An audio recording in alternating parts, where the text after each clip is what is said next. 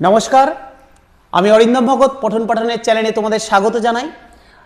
ছবি দেখে বুঝতে পারছো আমরা আজকে ভগৎ সিংকে নিয়ে আলোচনা করতে যাচ্ছি। এমন এক স্বাধীনতা সংগ্রামীর কথা আমরা আজকে বলতে যাচ্ছি যার ইতিহাস আমরা ভুলে গেছি, যার চিন্তা ভাবনাকে আজকে আমরা ভুলতে বসেছি। এইরকমই এক স্বাধীনতা সংগ্রামীর ইতিহাস আমরা পড়তে যাব। হ্যাঁ, আজকে পড়ব আমরা 1907 সালে পাঞ্জাবের মাটিতে জন্মগ্রহণ করা এরকমই এক স্বাধীনতা সংগ্রামী ভগৎ সিংয়ের ইতিহাস। বাবার নাম কিষাণ সিং সিন্ধু, মায়ের নাম বিদ্যাবতী। বলছে এইরকম একজন বীর ফ্যামিলিতে, স্যার বীর ফ্যামিলিতে কেন? কারণ ভগৎ সিংয়ের জন্মের আগেও কিন্তু ভগৎ সিংয়ের ফ্যামিলি বিভিন্ন ভারতের স্বাধীনতা আন্দোলনের সাথে জড়িত ছিলেন। সে পাঞ্জাবের তোমার কলোনাইজেশন বিল বলো, গদর মুভমেন্ট বলো, প্রত্যেকটা মুভমেন্টের সাথে কিন্তু ওই সময়কার মুভমেন্টের সাথে কিন্তু ভগৎ সিংয়ের যিনি বাবা কিষাণ সিং সিন্ধু তিনি কিন্তু জড়িত ছিলেন। এইরকমই এক ফ্যামিলিতে এরকমই এক বীর মাতার গর্ভে জন্মগ্রহণ করেছিল আর এক বীর সন্তান। আজকে আমরা বলি ভগৎ সিং জন্মগ্রহণ করা আবার দরকার রয়েছে, কিন্তু আমরা সাথে এটাও বলি ভগৎ সিং যেন আমার বাড়িতে না জন্মায়, পাশের বাড়িতে জন্মায়।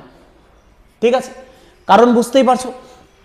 ঠিক আছে, আজকে আমরা তারই এক ইতিহাস ছোট্ট করে আলোচনা করি। দেখো 1907 সালে ভগৎ সিংয়ের জন্ম। ফ্যামিলি ব্যাকগ্রাউন্ড তো বুঝে গেলে, এক রিভলিউশনারি ফ্যামিলিতে জন্মগ্রহণ করেছিলেন। তার জন্য ছোট থেকেই কিন্তু ব্রিটিশদের প্রতি এক যে নেগেটিভ চিন্তা ভাবনা তার মাথায় বসেছিল। দেশকে স্বাধীন করার যে এক পজিটিভ চিন্তা ভাবনা তার মাথায় কিন্তু ছোটবেলা থেকেই বসেছিল। বোঝা গেল? ছোটবেলা থেকে তিনি কিন্তু তার স্কুল লাইফ থেকে শুরু করি। স্কুল লাইফে তিনি যখন পড়ছিলেন, মানে আন্ডার 5-এর নিচে যখন পড়াশোনা করছিলেন, গ্রামের স্কুলেই পড়তেন। বলা হয় one of the best intelligent স্টুডেন্টের মধ্যে একজন ছিলেন ভগৎ সিং। তারপরে তাকে স্কুল যখন 5 পাস করলেন তিনি, তারপরে তাকে বলা হলো যে তো একে ইংলিশ মিডিয়াম স্কুল, লাহোরে ইংলিশ মিডিয়াম স্কুলে পাঠানো হোক। কিন্তু ভগৎ সিং ডিনাই করে দিলেন যে না, আমি ইংলিশ মিডিয়াম স্কুলে পড়বো না, আমি DAV school, Dayanand Anglo Vedic school, যেখানে প্রাচ্য শিক্ষায় শিক্ষিত করা হতো, মানে আমাদের ভারতীয় শিক্ষায় শিক্ষিত করা হতো, আমি সেই স্কুলে পড়ব। তো তার জেদের কাছে তার বাবা মা হার মানলো এবং ডিএভি স্কুলে তাকে ভর্তি করা হলো। তিনি ডিএভি স্কুল থেকে তার পরবর্তী পড়াশোনা শুরু করলেন। বলছে বই পড়ার প্রতি, পাঠ্যপুস্তকের প্রতি বা পাঠ্যপুস্তক বাদ দিয়ে আরও বিভিন্ন রেভলিউশনারি যারা ছিল তাদের লেখা বিভিন্ন বইগুলো পড়ার প্রতি ভগৎ সিংয়ের বিশেষ আগ্রহ ছিল। তিনি বিভিন্ন টাইপের বই পড়া পছন্দ করতেন। প্রচুর বই তিনি তার স্কুল লাইফে পড়ে ফেলেছিলেন। পরবর্তীতে কলেজ লাইফ শেষ হতে হতে বলা হয় তিনি প্রায় 300খানা বই পড়ে ফেলেছিলেন ভগৎ সিং। ঠিক আছে, আচ্ছা।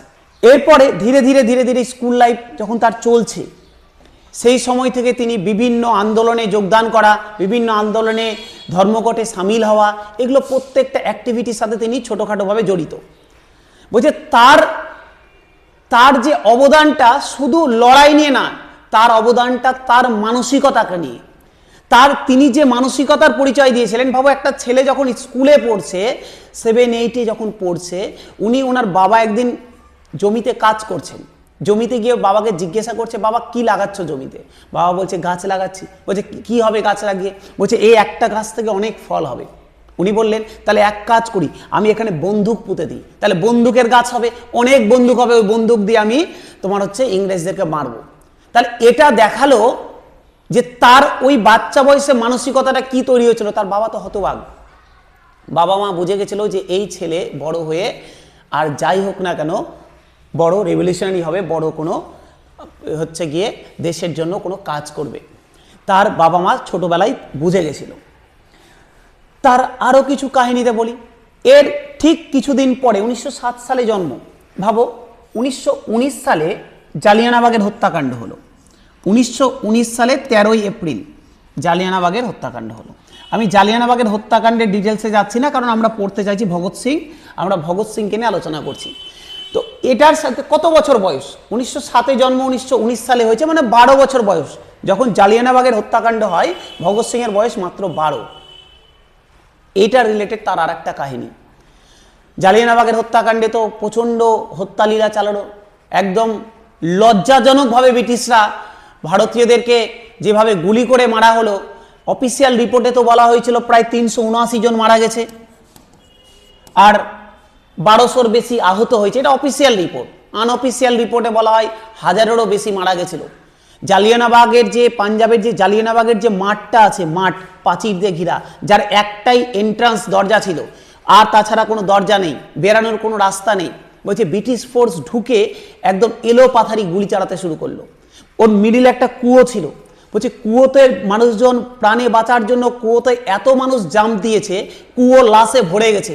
পাশের ড্রেনগুলো বলছে রক্তের ড্রেন বয়ে যাচ্ছে, রক্তের ড্রেন। এই কুয়োর নিচে যে মাটি, ওই ড্রেনের যে মাটিগুলো বলছে রক্ত কাদাগুলো রক্তে কর্দমাক্ত হয়ে গেছে, এত বাজে অবস্থা। এখনো বলা হয়, আজকে প্রায় 100 বছর পেরিয়ে যাওয়ার পরও বলা হয় এখনো ওই যে কুয়োর যে ভেতরের যে মাটি, সেখান থেকে রক্তের গন্ধ আসে। মানে বুঝতে পারছো হত্যালীলাটা কেমনভাবে চলেছিল। বলছে এই ঘটনাটা যখন ঘটলো 1919 সালে জালিয়ানবাগের হত্যাকাণ্ড, ভগৎ সিং গিয়ে ওখান থেকে কিছুটা মাটি তুলে নিয়ে এসেছিল, রক্তমাখা মাটি, এবং বোতলের মধ্যে ওটাকে ভরে রেখেছিল। ওর মা জিজ্ঞাসা করছে, মা বা সম্ভবত দিদি জিজ্ঞাসা করছে যে কিসের জন্য এটা বোতলে ভরলে? বলছে এটা আমাদের শহীদ ভাইদের রক্ত, আমি এই রক্তের বদলা নিব একদিন। কত বছর বয়স? 12 বছর বয়স। 12 বছর বয়সে একজন এই চিন্তা ভাবনা নিয়ে বড় হচ্ছে, এই তার মোটিভ 12 বছর বয়সে। এরপর গান্ধীজি 1920 সাল, আমরা জানি স্যার, গান্ধীজি 1920 সালে অসহযোগী আন্দোলন লঞ্চ করলেন। এই জালিয়ানবাগের হত্যাকাণ্ড হলো, তারপরে 1920 সালে গান্ধীজি নন কোঅপারেশন মুভমেন্ট, অসহযোগী আন্দোলন লঞ্চ করলেন। কোথায়, কোন অধিবেশনে এটা গ্রহণ করা হয়েছিল যদি দায় পরীক্ষায়? মাথায় রাখবে স্যার, কলকাতা অধিবেশনে এই নন কোঅপারেশন মুভমেন্টকে কংগ্রেস গ্রহণ করে। তো যাই হোক, 1920 সালে নন কোঅপারেশন অসহযোগী আন্দোলন যখন গ্রহণ করা হলো, গান্ধীজি বলল যে অহিংসার পথে আমরা ব্রিটিশদের সব কাজে অসহযোগিতা করব, ব্রিটিশরা বাধ্য হবে আজকে দেশটাকে স্বাধীন করে দিতে। এবং তার এই যে চিন্তা ভাবনা, এই যে গান্ধীজির চিন্তা ভাবনা, এটা ভগৎ সিং কিন্তু খুব ভগৎ সিংকে আকৃষ্ট করেছিল। ভগৎ সিং বলল না, গান্ধীজি যেটা বলছে একদম ঠিক বলছে, আমরা এইভাবেই হয়তো দেশটাকে স্বাধীন করতে পেরে যাব, দেশ স্বাধীনের সময় চলে এসছে। ভগৎ সিং খুব খুশিতে চারিদিকে বন্ধু বান্ধবের সাথে আনন্দ করে বেড়াচ্ছিল যে আমাদের দেশ স্বাধীন হয়ে যাবে, আর কিছুদিনের মধ্যেই দেশ স্বাধীন হয়ে যাবে। গান্ধীজি ডাক দিয়েছে আন্দোলনের, গান্ধীজি বলেছে দেশ স্বাধীন হয়ে যাবে, না হয়ে হয় নাকি, গান্ধীজি দেশ অবশ্যই স্বাধীন করে দেবে।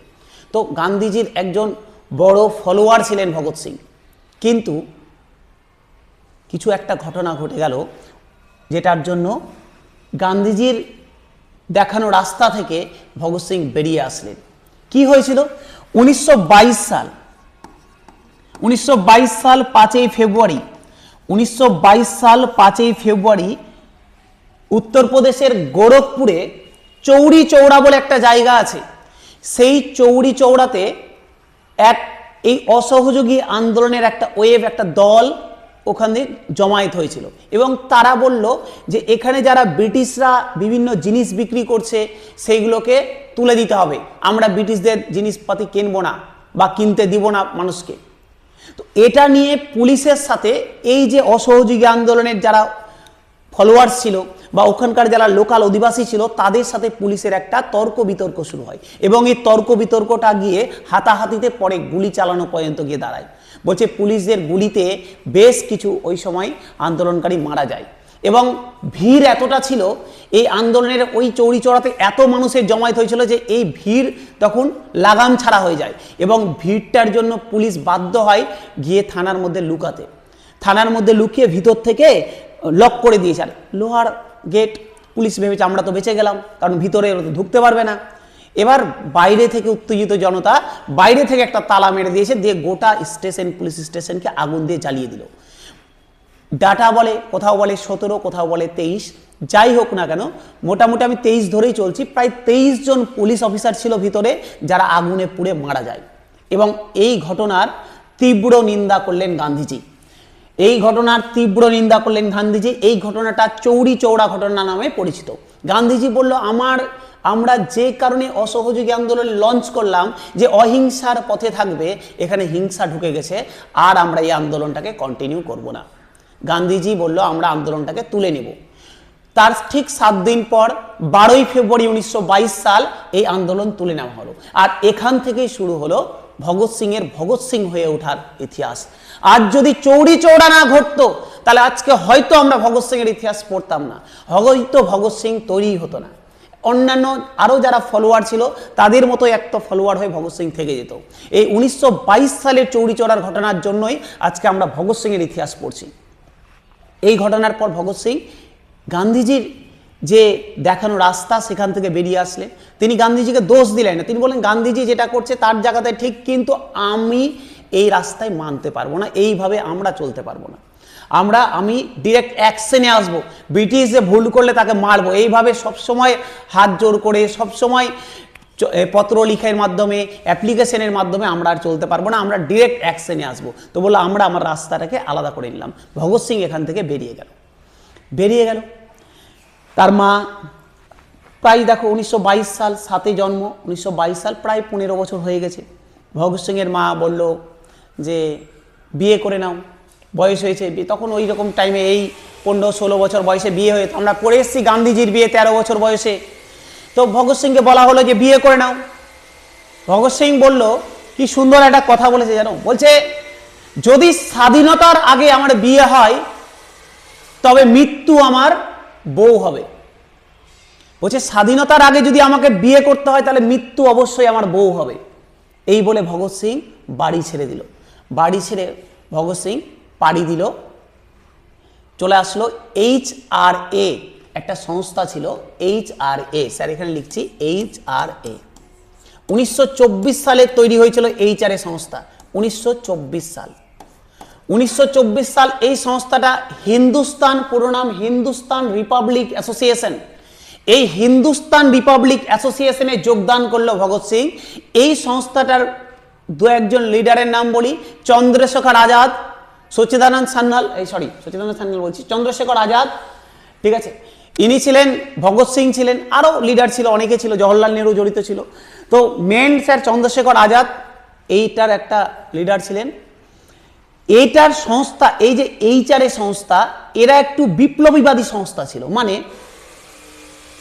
কি চাইছিল এরা ভাবছিল, এদের মোটিভ ছিল যে আমরা ব্রিটিশদের বাড়িতে চুরি করব, ব্রিটিশদের বাড়িতে আমরা হামলা করব, ওদের টাকা পয়সা নিব, ওই টাকা পয়সা দিয়ে আবার ব্রিটিশদেরকেই মারবো। মানে তোমাকে মারবো, নিজের টাকাও খরচা করব না, তোমাকে মারবো, তোমার বাড়ি থেকে টাকা নিয়ে তোমাকেই মারবো। এই মোটিভটা ছিল HRA, এই যে হিন্দুস্তান রিপাবলিক অ্যাসোসিয়েশন, এই অ্যাসোসিয়েশনটার মোটিভ। তো ভগৎ সিং বলল না, এটা ঠিক আছে, এখানে আছে, এখানে গেলে ব্রিটিশদেরকে মারতে পারবো, চলো এখানে যোগদান করি।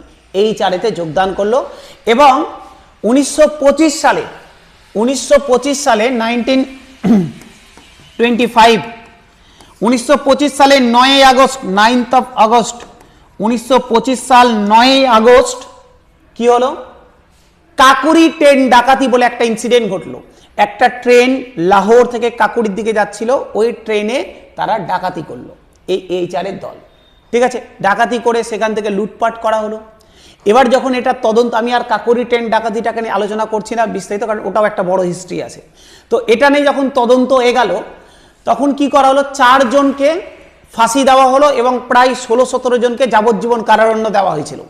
এই 4 জনের নাম কি, একজনের নাম আশফাকুল্লাহ, রাজেন্দ্র লাহিড়ী, রোশনলাল, রামপ্রসাদ বিসমিল। বলা হয় যে এই আশফাকুল্লাহ ইনি হচ্ছেন প্রথম মুসলিম যাকে ফাঁসি দেওয়া হয়েছিল, মাথায় রাখবে। দ্বিতীয় আর একটা নাম ইম্পর্টেন্ট, এই 4 জনের নাম ইম্পর্টেন্ট, যেহেতু 4 জনই দেশের জন্য ফাঁসি নিয়েছেন। আমি বলছি আমার এক্সাম রেসপেক্টে আর একটা নাম ইম্পর্টেন্ট স্যার, রামপ্রসাদ বিসমিল।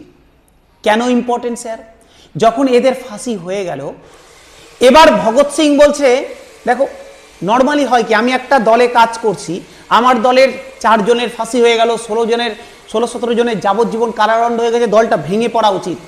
ভগৎ সিং বলল যে না, এটা ভেঙে পড়ার টাইম না, এটা আবার নতুন করে সাজানোর টাইম।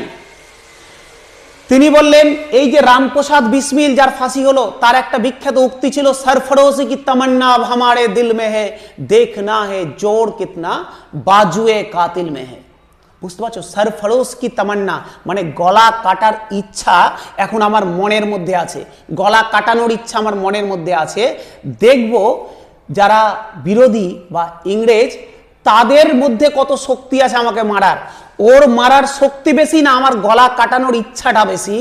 এটার মিনিং এটাই, সরফরোশি কি তামান্না अब हमारे दिल में है, देखना है जोर कितना बाजियों कातिल में है। আচ্ছা, তাহলে আবার নতুন করে কিন্তু সংস্থাটাকে রেডি করা হলো। এই যে HR সংস্থা, এটারই একটা আপডেট ভার্সন হলো, এটাকে আবার নতুন করে বানানো হলো HSRA, নামটা চেঞ্জ হলো, মিডিল একটা S আসলো, 1928 সাল। এই S মানে হচ্ছে সোশ্যালিস্ট, নাম হয়ে গেল হিন্দুস্তান সোশ্যালিস্ট রিপাবলিক অ্যাসোসিয়েশন, 1928 সাল, এটাই চেঞ্জ করে এটা হলো। ঠিক আছে, তাহলে এই ঘটনাগুলো ঘটছে। মিডিলে একটা ঘটনা ঘটে গেছে, সেই ঘটনাতে এবার আসি। 1927 সালে সাইমন কমিশন তৈরি হয়েছে। সাইমন কমিশন কোথায় তৈরি হয়েছে? ব্রিটেনে সাইমন কমিশন তৈরি হয়েছে। স্যার কেন তৈরি হয়েছে সেই গল্প, সাইমন কমিশনের ইতিহাসের গল্প, ওটা অন্য কোনো ভিডিও নিয়ে আসবো সাইমন কমিশনের ওপর, ওখানে আলোচনা করব। তো 1927 সালে সাইমন কমিশন বানানো হয়েছে। এই সাইমন কমিশন ভারতে আসলো 1928 সাল। যেদিন থেকে ভারতে আসলো, এই HSRA সদস্যরা, আরও যারা লিডার ছিল, লালা রাজপথ রায় থেকে শুরু করে আরও বিভিন্ন লিডাররা সবাই ঠিক করলো যে আমরা এই সাইমন কমিশনের বিরোধিতা করব। মানে তারা রাস্তায় দাঁড়িয়ে দাঁড়িয়ে একটা ফ্ল্যাগ মার্চ করবে, কালো পতাকা নিয়ে, পতাকাতে লেখা থাকবে গো ব্যাক সাইমন, এটা নিয়ে গোটা এই রাস্তায় আন্দোলন হবে। তো এইরকমই পাঞ্জাবে এই আন্দোলনটাকে লিড করছিল লালা রাজপথ রায়। আর লালা রাজপথ রায়কে ভগৎ সিং তার রাজনৈতিক গুরু, তার গুরু হিসাবে মানত। দেখো লালা রাজপথ রায় কিন্তু নরম দল, ভগৎ সিং কিন্তু তোমার হচ্ছে কি বলবো ওটাকে, এক্সট্রিমিস্ট, চরমপন্থী, কিন্তু তারপরে ভগৎ সিং লালা রাজপথ রায়কে তার গুরু হিসাবে মানতেন। এবার যখন এই যে আন্দোলনটা চলছে গো ব্যাক সাইমনের 1928 সালে, ব্রিটিশ ওই সময় পাঞ্জাবের যিনি এসপি ছিলেন, পুলিশ এসপি, তার নাম হচ্ছে জন স্কট। এই জন স্কট নির্দেশ দেন লাঠিচার্জ করতে। এই লাঠিচার্জেই মারা যায় হচ্ছে গিয়ে তোমার হচ্ছে এই যে লাঠিচার্জ হলো 1928 সালে, এই লাঠিচার্জে লালা রাজপথ রায়ের যে মেরুদণ্ড ভেঙে যায়। বুঝতে পেরেছ, লালা রাজপথ রায়ের মেরুদণ্ড ভেঙে গেছিল এই লাঠিচার্জে। তো লালা রাজপথ রায় বিছনাসজ্জা, তখন তো আর এত মেডিকেল সায়েন্স উন্নত নাই যে অপারেশন করবে, এটা করবে, মুখ করবে, মেরুদণ্ড ভেঙে গেছে, বিছনায় পড়ে আছে, প্রচণ্ড যন্ত্রণা। তো এই যন্ত্রণায় লালা রাজপথ রায়ের চোখ দিয়ে জল গড়িয়ে গড়িয়ে পড়ছে। তিনি, লালা রাজপথ রায় তার মৃত্যুর আগে বলেছিলেন যে আমার এই যে চোখের জল, এটা ব্যর্থ যাবে না, আমার এই চোখের জল ব্রিটিশ কফিনের ওপর পেরেক হিসাবে কাজ করবে। দেখবে মুসলিমদের নয়, খ্রিস্টানদের যখন মারা যায় তারা কফিন দেয়, ঠিক আছে, কাঠের এক বাক্সতে ওপরে পেরেক ঠুকে দেয়। তো লালা রাজপথ রায় বলছে আমার এই যে চোখের জল, এই চোখের জল ব্যর্থ যাবে না, এই এক একটা চোখের জল এই ব্রিটিশ কফিনের ওপর পেরেক হিসাবে কাজ করবে। কেউ তো আছে যে আসবে আমার এই চোখের জলের বদলা নেবে। ভগৎ সিং যেহেতু লালা রাজপথ রায়কে তার গুরু হিসাবে মানত, ভগৎ সিং বলল হ্যাঁ আমি নিব বদলা। একটা প্ল্যানিং করা হলো, ভগৎ সিং, বটুকেশ্বর দত্ত, রাজগুরু, সুখদেব, এরা সবাই মিলে একটা প্ল্যানিং করলো যে এই জন স্কটকে হত্যা করব। তো প্ল্যানিং করে নিজের মতো করে সবাই দাঁড়িয়ে আছে। স্কট আসার কথা আছে বেরিয়ে বাইকে করে, তো বাইকে করে স্কট আসার কথা ছিল, কিন্তু ভুলবশত স্কটকে গুলিটা না লেগে ওই সময়কার যিনি অ্যাডিশনাল এসপি ছিলেন, স্যার কি জন স্যান্ডার্স, বা কোথাও সুন্দর লেখা থাকে একই জিনিস, জন স্যান্ডার্সকে গুলিটা লাগে এবং তিনি মারা যান। অবশ্য এই জন স্যান্ডার্সও কিন্তু যুক্ত ছিল তোমার হচ্ছে লাঠিচার্জের সাথে। তো তিনি মারা যান। মারা যাবার পর কোনো প্রমাণ নাই, কিন্তু তারা পালিয়ে গেছে। ভগৎ সিং এবং আরও যারা ছিল সবাই কিন্তু, রাজগুরু, সুখদেব পালিয়ে গেছে, কেউ কোনো প্রমাণ নেই। কিন্তু একটা সন্দেহ ছিল যে ভগৎ সিংরা এই কাজটা করেছে, কিন্তু প্রমাণ ছিল না তাদের কাছে, পালিয়ে গেছে। এবার পালিয়ে কি করলো, পালিয়ে এবার তারা ঠিক করলো যে ওখান থেকে পালিয়ে কলকাতা আসবে। তো একজন মহিলা, ভগৎ সিং একজন মহিলাকে ঠিক করলেন, রাজি করালেন যে তার বউয়ের রোল করবে, মানে ভগৎ সিং এর বউয়ের রোল করবে পালানোর জন্য। তো তাকে বউ হিসাবে সাজিয়ে ভগৎ সিং একদম টুপি পরা, এই যে ছবি দেখতে পাচ্ছ স্যার, এটা হচ্ছে সেই সময়কার ছবি। টুপি পরে মানে ইংরেজদের মতো, ব্রিটিশদের মতো লুকস নিয়ে তার বউকে নিয়ে উঠে গেলেন রেলে, ট্রেনে, যাতে করে ধরতে না পারে, বুঝতে না পারে। এবং এই যে তোমার হচ্ছে রাজগুরু, ওকে বানিয়েছিল কুলি, কুলি করে ওকেও একটা অন্য বগিতে উঠিয়ে দিল। উঠিয়ে দিয়ে তারা চলে আসলেন কলকাতার দিকে, চলে আসলেন। তো ধরা কিন্তু তারা পড়েননি, ঠিক আছে। এরপরে তাহলে এখানে কি থেমে গেল? বলছে না, মোটেও থামেনি। এরপরে আর এক ঘটনা হলো। বলছে কি ঘটনা হলো? বলছে ওই সময় ব্রিটিশ পার্লামেন্টে পাবলিক সেফটি বিল, জনসুরক্ষা আইন নিয়ে আলোচনা চলছিল। বটুকেশ্বর দত্ত আর ভগৎ সিং দুজন মিলে পার্লামেন্টে প্রবেশ করলো, এটাও কিন্তু ছদ্মবেশে প্রবেশ করলো। প্রবেশ করার পর তারা বোম বানিয়ে নিয়ে গেছিল, বোম। বলছে বোমটা এমনভাবে বানানো হয়েছিল যাতে করে ওই বোমে কেউ মারা যাবে না, বোমটা ফেললে একটা প্রচণ্ড আওয়াজ হবে এবং ধোঁয়া হয়ে যাবে, কিন্তু কেউ মরবে না, এইভাবেই বোমটা বানানো হয়েছিল। এবার পার্লামেন্টে আলোচনা চলছে, চারিদিকে যারা মেম্বার তারা বসে আছে, মিডিলে যিনি স্পিকার তিনি বসে আছেন, আলোচনা চলছে। ওরা উপর থেকে ফাঁকা জায়গাতে বোমটা ফেললো, প্রচণ্ড আওয়াজ এবং চারিদিকে ধোঁয়াতে ভরে গেল। তো চাইলেই কিন্তু ওখান থেকেও ভগৎ সিং এবং বটুকেশ্বর দত্ত পালাতে পারত, কিন্তু এবার তারা ঠিক করে গেছিল যে না, এবার পালাবো না, এবার আমরা ধরা দেব, আমরা এবার মৃত্যুকে বেছে নিলাম। কেন? কারণ এই সময় না, এই যে সময় ফেস্টার কথা বলছি 1929 সালের আশেপাশের সময়, এই সময়টাতে আন্দোলনটা একটু দমে গেছিল, একটু কমজোর পড়ে গেছিল। ভগৎ সিং ঠিক করেছিল যে আমি যদি আজকে মৃত্যুবরণ করি, আমার মৃত্যু আবার আন্দোলনকে জাগিয়ে তুলবে, যুব সমাজকে জাগিয়ে তুলবে। তার কিন্তু শুধু এটা না, তিনি কিন্তু বিভিন্ন পত্রিকাতে লেখালেখিও করতেন, কৃতি, আরও বিভিন্ন পত্রিকা ছিল যেগুলোতে তিনি লিখতেন। বসুবন্ত বলে একটা ছদ্মনাম ভগৎ সিং ইউজ করতো, এই বসুবন্ত ছদ্মনাম নিয়ে তিনি বিভিন্ন পত্রিকাতে লিখতেন। তো যাই হোক, তারা কিন্তু পালালো না, তারা কিন্তু ওখানেই একটা স্লোগান দিতে থাকলো, ইনকলাব জিন্দাবাদ, ইনকলাব জিন্দাবাদ। তাহলে এই ইনকলাব জিন্দাবাদ, এই স্লোগানটা কি ভগৎ সিং এর তৈরি? না, এটা মনে রাখবে হযরত মোহানি, হযরত মোহানির তৈরি ইনকলাব জিন্দাবাদ স্লোগান, পরীক্ষায় অনেকবার দিয়েছে।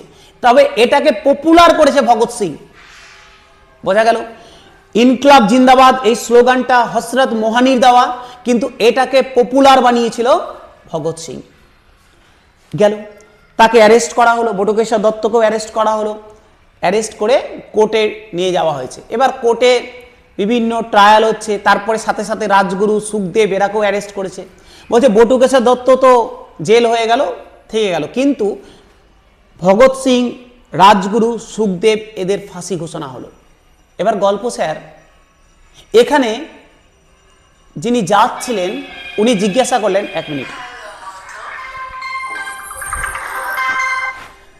যিনি জাজ ছিলেন উনি জিজ্ঞাসা করলেন ভগৎ সিংকে যে তোমরা চাইলে তো আবার পালাতে পারতে, পালালে না কেন?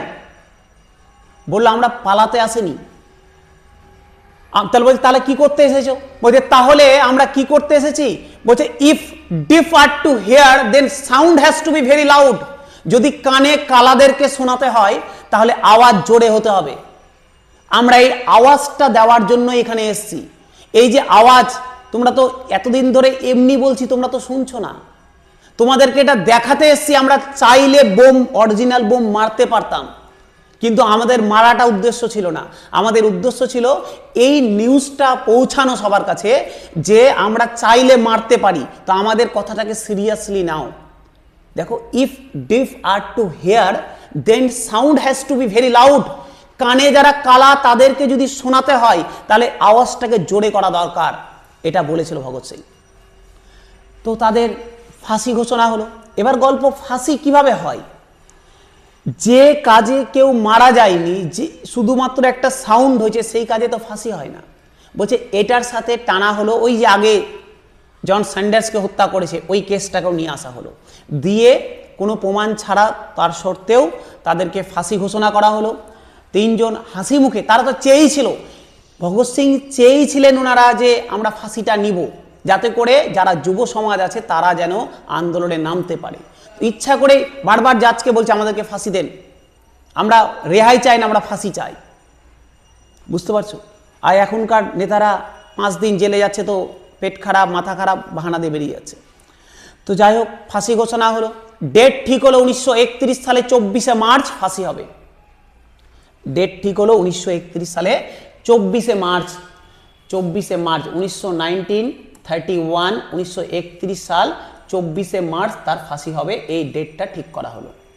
ঠিক আছে, এবার ঘোষণাটা কবে হয়েছে, তারিখগুলো ইম্পর্টেন্ট, মাথায় রাখবে বোঝার সুবিধার জন্য।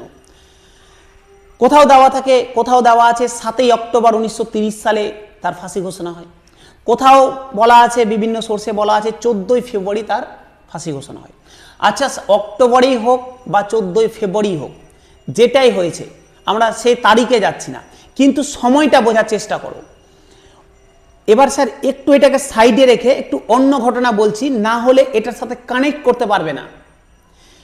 এই সময় 1931-32 সালে ব্রিটেনে ভোট আছে, ভালো করে বুঝবে। এইদিকে ভগৎ সিং এর ফাঁসি ঘোষণা হয়ে গেছে, ব্রিটেনে ভোট আছে 1931 সালে শেষের দিকে বা 32-এ ভোট আছে। ভোট মানে ইলেকশন আছে, মানে প্রধানমন্ত্রী ইলেকশন আছে। এখন বর্তমানে মানে 1930 সালে দাঁড়িয়ে ব্রিটেনের প্রধানমন্ত্রীর নাম হচ্ছে ম্যাকডোনাল্ড, ওর অপোজিট লিডার যিনি তার নাম হচ্ছে চার্চিল। ঠিক আছে, মানে ম্যাকডোনাল্ড ভার্সেস চার্চিলের লড়াই। ম্যাকডোনাল্ড বর্তমান প্রধানমন্ত্রী ও বিরোধী পক্ষে সব থেকে বড় লিডার চার্চিল। এবার ম্যাকডোনাল্ডের না চেয়ারটা নড়বড়া হয়ে গেছে, মানে ম্যাকডোনাল্ড বুঝতে পারছে আমি যদি বড় কিছু না করি তাহলে আমি ভোটে হেরে যাব, মানে আমি আর প্রধানমন্ত্রী পারবো না। এবার জানোই ভোটের সময় যত চাপ ভোটের সময় আসে, তো ওখান থেকে ম্যাকডোনাল্ড ফোন করলো ভারতে, ফোন তো ছিল না, ধরে নাও খবর পাঠালো ভারতে। ভারতে তখন ভাইসরয় হচ্ছে লর্ড আরউইন। আরউইনকে বলল যে গান্ধীজিকে বলো 1930 সালে প্রথম গোলটেবিল বৈঠক হওয়ার কথা আছে ইংল্যান্ডে, বলছে বৈঠকে যেন গান্ধীজি আসে। এটাতে লাভ কি হবে? তাহলে ম্যাকডোনাল্ড ওখানকার অধিবাসী, ইংল্যান্ডের অধিবাসী, ব্রিটেনের অধিবাসীদেরকে বলতে পারবে দেখো ভারতের সব থেকে বড় লিডারকে আমরা ইংল্যান্ডে নিয়ে চলে এসেছি, পায়ের তলাতে নিয়ে চলে এসেছি। তো গান্ধীজিকে বললো আসতে হবে, বললো ঠিক আছে। আরউইন সংবাদ পাঠালো গান্ধীজির কাছে যে আপনাকে ইংল্যান্ড যেতে হবে, হচ্ছে কিসের জন্য? বললো প্রথম গোলটেবিল বৈঠক ডেকেছে, সেখানে যেতে হবে। গান্ধীজি তো ডিনাই করে দিল, গান্ধীজি বলল না যাব না, গান্ধীজি গেলই না। তো এটাতে ম্যাকডোনাল্ডের উপর আরো চাপ বেড়ে গেল, বিরোধী পক্ষ তো আরো সুযোগ পেয়ে গেল বলার যে একটা পরাধীন দেশের একটা সামান্য বুড়া থুত্থরে লিডার, তাকে তুমি আনতে পারলে না। ও তো জানতো না যে এই বুড়া লিডারের মধ্যে কতটা পাওয়ার আছে, বলে একটা বুড়া লিডার আছে, ধুতি পড়ে থাকে, খালি গায়ে থাকে, তাকে আনতে পারলে না। আরো চাপ বেড়ে গেল। আবার ম্যাকডোনাল্ড বলল, আরউইনকে আবার বলল, দেখ একটাতে তো আসলো না, next second round table conference আছে, দ্বিতীয় গোল টেবিল বৈঠক 1931 সাল, বলছে এই বৈঠকে যেন আসেই গান্ধীজি উপস্থিত থাকে, নালে আমি তো প্রধানমন্ত্রী পদ থেকে যাবই, তোরও চেয়ার কিন্তু আমি কেড়ে নেব। আরউইনের উপরে পড়ে গেল চাপ। আরউইন বলছে স্যার আপনি তো ওখান থেকে বলছেন নিয়ে আসতে, কিন্তু গান্ধীজি যেতে রাজি হচ্ছে না। বলছে কেন? বলছে গান্ধীজির দাবি 11টা দাবি নিয়ে এসছে গান্ধীজি, বলছে 11টা, তার মধ্যে লবণ আইন আছে, আরো বিভিন্ন আইন আছে, বলছে 11টা দাবি মানতে হবে তাহলে গান্ধীজি আসবে, নালে আসবে না। তো ম্যাকডোনাল্ড বলল এখন ভোট আছে, যা বলছে গান্ধীজি তাই মেনে নাও, কিন্তু গান্ধীজি যেন আসে, যা বলছে তাই মেনে নাও, সবকিছুতে হ্যাঁ করে দাও, কিন্তু যেন গান্ধীজি সেকেন্ড রাউন্ড টেবিল কনফারেন্সে আসেই, কারণ তার কিছুদিন পরেই ভোট আছে। ঠিক আছে, এবার আরউইন বলল ঠিক আছে তাহলে আরউইন এবার গান্ধীজির সাথে একটা চুক্তি করলো। সালটা আর তারিখটা দেখো স্যার কত ইম্পর্টেন্ট জিনিস, আমি এখানে একটু মুছে দিচ্ছি। 1931 সালে 5ই মার্চ হলো একটা চুক্তি, কার সাথে? আরউইনের সাথে গান্ধীজি। এটাকে গান্ধী আরউইন প্যাক্ট বলা হয়, বা যেটার আর একটা নাম দিল্লি প্যাক্ট। তারিখটা ইম্পর্টেন্ট দেখো, 5ই মার্চ। ফাঁসি হওয়ার কথা আছে কবে ভগৎ সিং এর?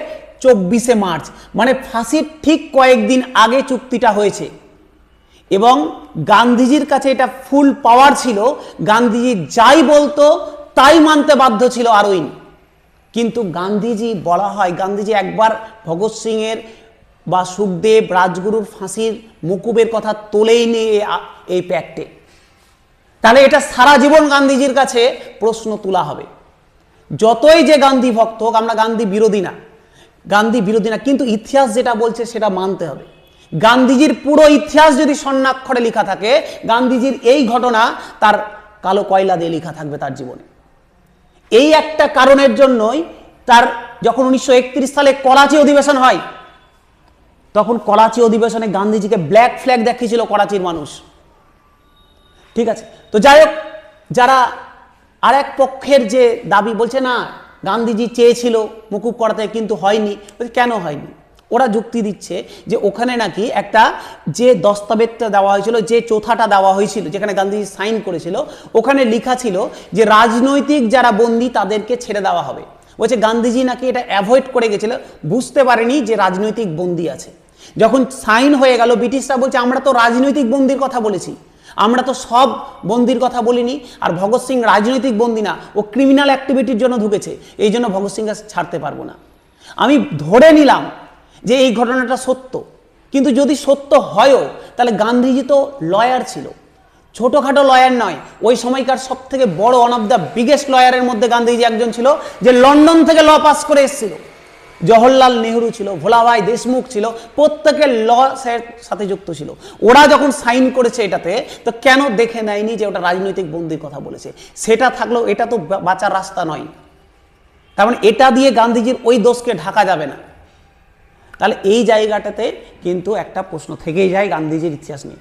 এবার স্যার হ্যাঁ, এবার এই একটা প্রশ্ন নিয়ে বলে গান্ধীজি কিছু করেনি, এটাও ভুল। গান্ধীজির ভারতবর্ষে এত অবদান আছে, যে অবদান হয়তো অন্য কেউ এত অবদান রাখতে পারেনি। একদম চম্পারণ সত্যাগ্রহ থেকে শুরু করে একদম লাস্ট আন্দোলন পর্যন্ত গান্ধীজির অনেকবার গান্ধীজি জেলে গেছে, প্রত্যেকটা আন্দোলনে গান্ধীজি সক্রিয়ভাবে ভূমিকা পালন করেছে, ফ্রন্টে থেকে নেতৃত্ব দিয়েছে। তো এই অবদানগুলো ভোলার নয়। ঠিক আছে, গেল স্যার এই ঘটনা। তো এই ঘটনার পর 1931 সালে 24শে মার্চ ভগৎ সিংয়ের ফাঁসি হওয়ার কথা ছিল। বলছে ভগৎ সিং যখন জেলে, ভাবো একজন জেলে আছে 2 বছর, মানে 2 বছরের মধ্যে ফাঁসি হবে, জেল ফাঁসি ঘোষণা হয়ে গেছে, 1-1.5 বছর টাইম আছে, জেল হবে। যখন জেলের মধ্যে ভগৎ সিং বিভিন্ন রাইটারের বই পড়ছে, বিশেষ করে রেভলিউশনারি বলা হয়, এই যে কার্ল মার্কস এবং লেনিনের লেখার প্রতি ভগৎ সিং গভীরভাবে প্রভাবিত ছিলেন। যেদিন ভগৎ সিংয়ের ফাঁসি হবে ঠিক তার আগের দিন, মানে 23শে মার্চ হঠাৎ করে বলল যে না আজকে তোমার ফাঁসি দেওয়া হবে, মানে 24শে মার্চ আর হবে না, 23শে মার্চই দেওয়া হবে। হঠাৎ করে সকালবেলা বলছে আজকে বিকালে তোমার সন্ধ্যাবেলা ফাঁসি হবে। কেন? কারণ জানে গোটা ভারতবর্ষের লোকজন যদি 24শে মার্চ এসে জেলে হামলা করে দেয়, তো আগের দিনই ফাঁসিটা দিয়ে দেওয়া হবে। তো 23শে মার্চই কিন্তু ফাঁসি দেওয়া হবে, বলে দিল ফাঁসি হবে। বলছে লাস্ট ইচ্ছা, ভগৎ সিংকে জিজ্ঞাসা করলো তোমার শেষ ইচ্ছা কি? ভগৎ সিং বললো আমার কি চাও, একটু বলে না কি খাবে না খাবে। ভগৎ সিং বললো আমি এই যে লেনিনের বইটা পড়ছি আর কয়েকটা পেজ বাকি আছে পড়তে, আমি এই শেষ হলেই আমার শান্তি, আমি আর কিছু চাই না। বললো ঠিক আছে। তো লেনিনের সেই যে লেখাটা পড়ছিলেন তিনি, সেই লেখাটা কমপ্লিট করলেন। মানসিকতা ভাবো, বয়স কত? 23 বছর বয়স। যখন ভগৎ সিং ফাঁসিকে নিচ্ছে নিজের গলায়, জানছে আমার বিকেলবেলা ফাঁসি, তারপরে কি সুন্দরভাবে বই পড়ছে। ভগৎ সিং কিন্তু তার বিভিন্ন লেখাও আছে, বিভিন্ন পত্রপত্রিকায় লিখত। নবজীবন সভা প্রতিষ্ঠা করেছিল ভগৎ সিং 1928 সালে। 23শে মার্চ সন্ধ্যাবেলা তার ফাঁসি দিয়ে দেওয়া হলো, এবং তার বলা হয় এমনকি তার লাশটা পর্যন্ত দেওয়া হয়নি, সেটাকেও চুপচাপ করে তোমার সমুদ্রে ভাসিয়ে দেওয়া হয়, যাতে করে লাশটা নিয়েও আন্দোলন পড়ে না হয়। তো এই রকম একজন স্বাধীনতা সংগ্রামীর ইতিহাস আমরা ভুলতে বসেছি। আজকে ইনার মতো শুধু লড়াইটা নয়, তার যে মানসিকতার যে লড়াই, তার মেন্টালিটির যে লড়াই, সেটাও কিন্তু অনেক বড় ছিল। একটা 23 বছরের বাচ্চার যে ফাঁসিতে উঠে যাওয়ার যে কি বলবো, তার যে আগ্রহ, হাসি মুখে যে এই প্রাণ দেওয়ার যে ইচ্ছা, সেটাকে আমরা সবাই স্যালুট জানাই। এই ছিল আমাদের ভগৎ সিংয়ের ছোট ইতিহাস। যদি এরকম আরও বিভিন্ন যারা স্বাধীনতা সংগ্রামী ছিল, বা যারা আমাদের কি বলবো, যারা অগ্রদূত ছিল, তাদের যদি ইতিহাস জানতে চাও তাহলে কমেন্ট করবে। চলো আমরা আবার নেক্সট নিয়ে আসবো, অন্য কোনো ভিডিওতে আবার দেখা হচ্ছে।